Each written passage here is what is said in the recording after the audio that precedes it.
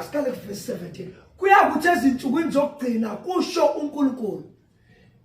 Ngiyakuthululela umoya wami phezu kwenyama yonke. Amadodana enu namadodakazi enu ayoprofetha, izitsizwa zenu zibona imibono, abadala benu baphupha amaphupho. Yebo naphezu kwezinceku nezinceku zami ngiyothululela umoya wami ngalezo zinsuku ziyaprofetha.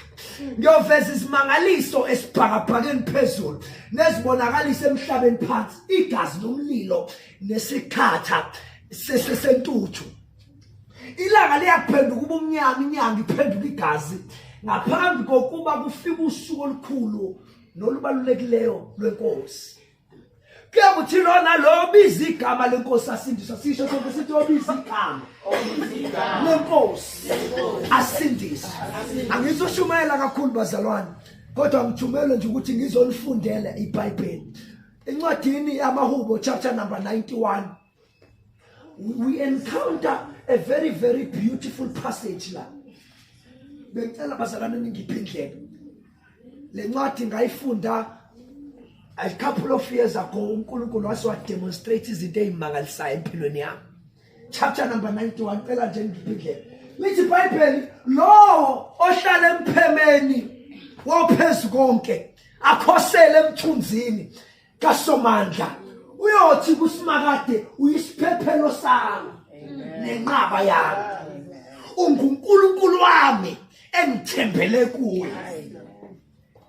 Uthi ngoba nguyena oyokuhlenga ogibeni lomcuphi nasobhedaneni, okusibekela nezimpaphe zakhe uphephele phansi kwamaphiko akhe. Ukwethembeka kwakhe isifani ke bazalwane, lithi ukwethembeka kwakhe kuyisihlangu nogangi. Lithi awukwesaba okwesabisayo ebusuku nemcibisholo ondizayo emini. Amen.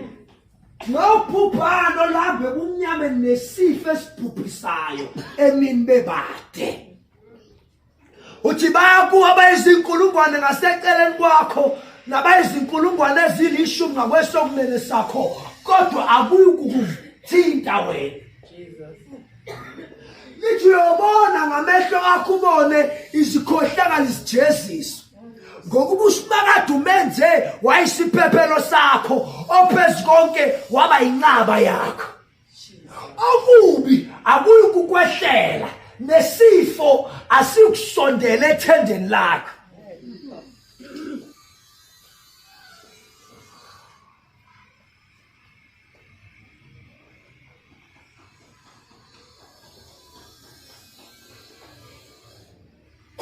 Ngokuba uyakuyaleza izingelosi zakhe ngawe zikulondoloza ezindleleni zakho zonke, ziyokuphakamisa ngezandla zazo.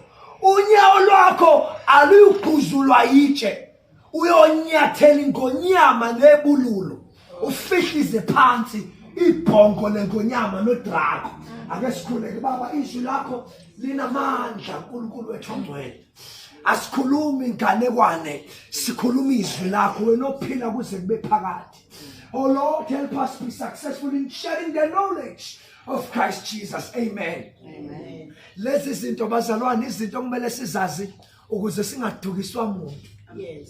Esikhathini esiphila kusona kunonkulunkulu abaningi. Uthi uNkulunkulu uyothumela ibonakaliso nezimangaliso, as we can see kuningi, kodwa thina sinolwazi lukaJesu bazalwana sidideki, ngoba sinjengabantu abasendleleni.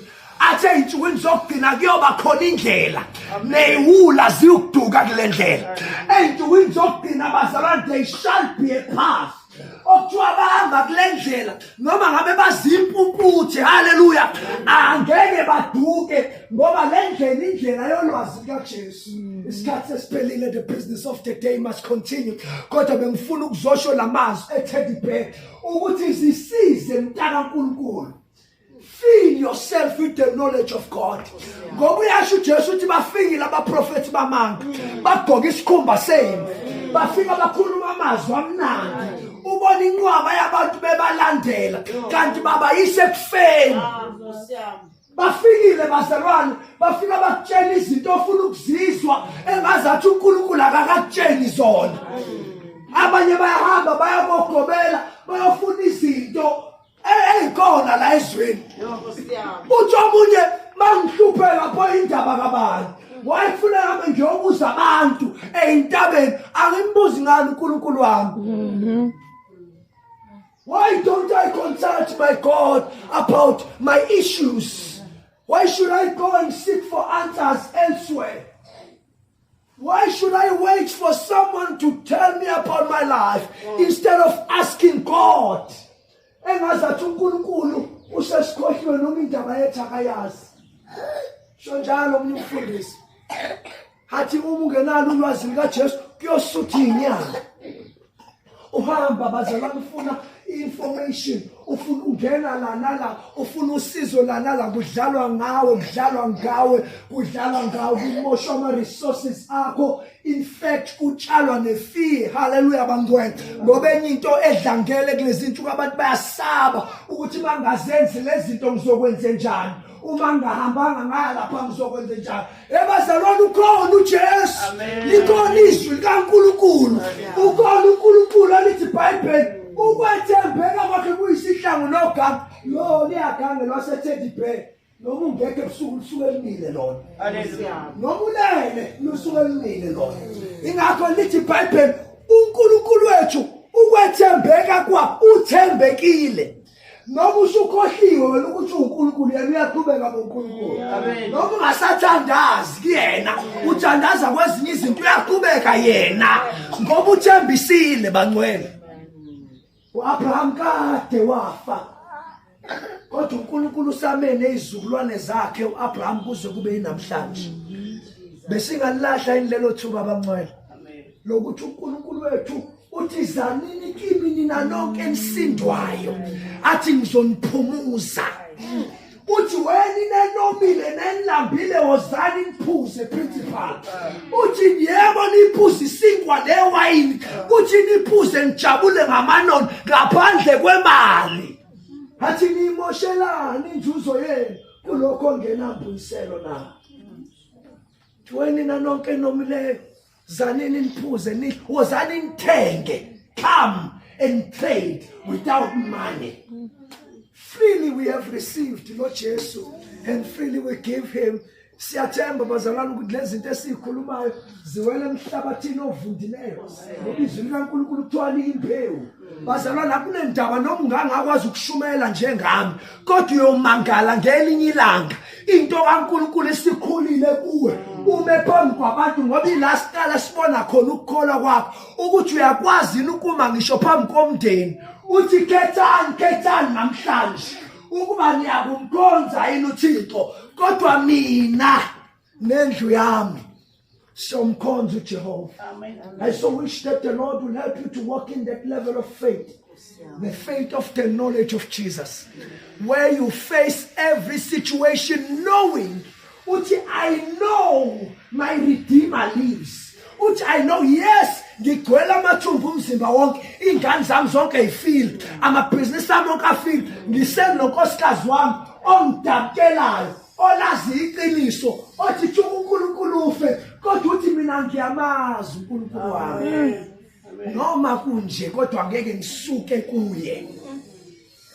Ongiyamfisela bazalwane thingelila uNkulunkulu anisize. I-Orange Farm idinga abashumayeli abazoshumela hayi ngolimi kuphela nangenkambo, abazoshumela ngecharacter. Lezi zinto ngesikwazi ukuzenza sidinga amandla kaMoya Ngcwele lawa kuNkulunkulu athembisayo. Angisakwazanga ukufunda uJohn chapter number 14 eliyofunda ekhaya sengiyacomputer. Uthi kujabuleleni ukuthi ngiyahamba. Haleluya. Ngoba mangifika ekhaya ngizomthumela uMoya Ngcwele ozonifundisa konke in detail njengothisha eklasini ofundisa ingathi kanjwa kanjani, kukhulunywa kanjani, kuniwa kanjani, kuphunyelelwa kanjani. That's the power of the Paracletus, the Holy Spirit, the Spirit of God. Ake sikhuleke. Baba wethu ongcwele